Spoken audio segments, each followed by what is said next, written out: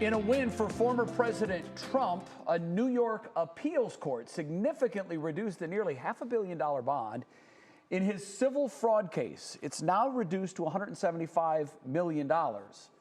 He now has 10 days to come up with the money. Well, today he was in court as a judge set an April 15th trial date. This is in the criminal hush money case against him. NBC's Alice Barr has the latest details from Washington for us.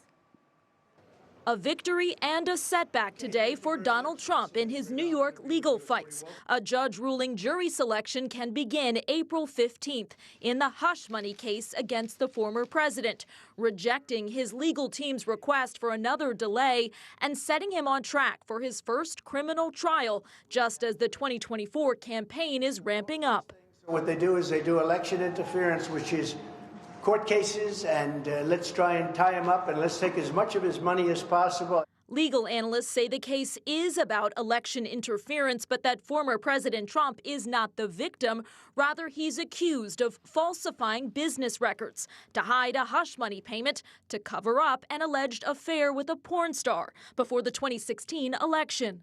It's about an effort to pull the wool over the eyes of voters, to ensure that they didn't have access to important information about a candidate. Mr. Trump denies the allegations.